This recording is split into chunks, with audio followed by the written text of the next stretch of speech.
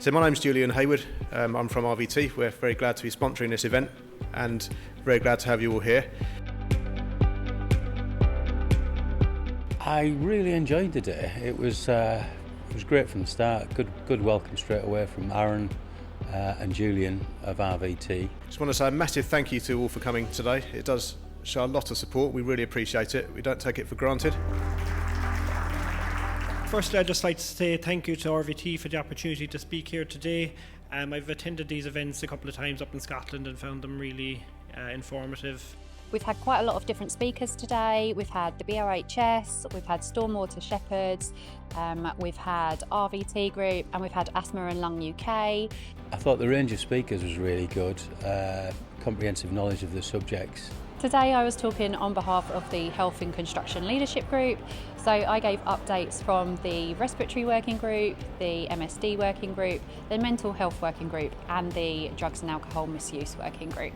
We share all of the news and updates and resources that those groups have produced with the members, and we currently have about 500 members. So at the end, I'm going to try and encourage you to become a member if you're not already, and then you'll get the updates that I'm going to take you through today. I did a double act with our incoming president, Adrian Paris. He talked about health risk management systems, process, procedures. With every one fatality in a safe-related event, there's 99 deaths from a health-related exposure in the workplace. So these are flabbergasting statistics, not a really good place to be. And we're all here today with the opportunity of doing something about that. And I took the other side of the coin from that and talked about what goes wrong when health risk management isn't considered correctly in a variety of working environments. Respiratory protective equipment. People think that they can use any old respirator to control for isocyanates. Incorrect. I provided examples of industrial environments where things can go wrong, and I wrapped up with something that's quite close to my heart, which was a fatal investigation that I looked at.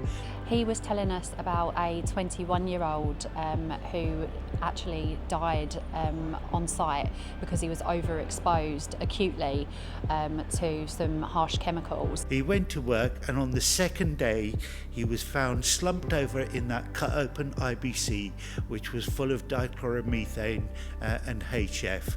Poor bloke didn't stand a chance. We weren't expecting to hear things quite as hard hitting as that, but that is the reality of if we don't protect health on site. The controls that they needed to prevent this young man from dying were located about 4 metres outside the front of the shed, but these guys didn't know what it was, and it was sat gathering dust in the yard. I really enjoyed Kester's talk from Asthma Lung UK.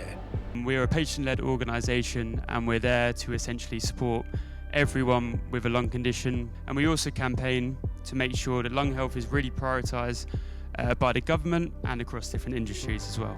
Our presentation was a little bit of a overview of lived experience for people that are living with an occupational lung disease, and we had a little talk from our respiratory nurses who discussed a little bit about the kind of different support pathways that we have as a charity.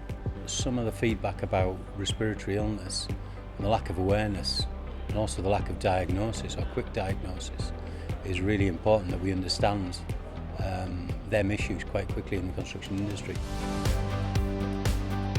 We had people who were interested to come here. They've taken time out of their schedules, their day. They've come to this event. Cracking hotel, the Kimpton Clock Tower Hotel, really top event, great lineup of speakers, and even personally me, I've learned a great deal about water management and pollution control. It's something that's well out of my area of expertise. So beyond an ethical obligation, it's also a regulatory obligation. So water quality and management is regulated by UK law. If you've got a long-term record of the river health around your sites from when you arrived on site, and then there is a pollution incident, you can show the environmental regulator that it wasn't you. And actually, at the end of the job, you can prove that you never caused pollution. So you can do a little LinkedIn post and go, look at us, we've been on site for 18 months and we've built 47 houses and we've never caused pollution, and that's really cool. One of the key takeaways that everyone kept on saying was about the kind of collaboration kind of aspect of it.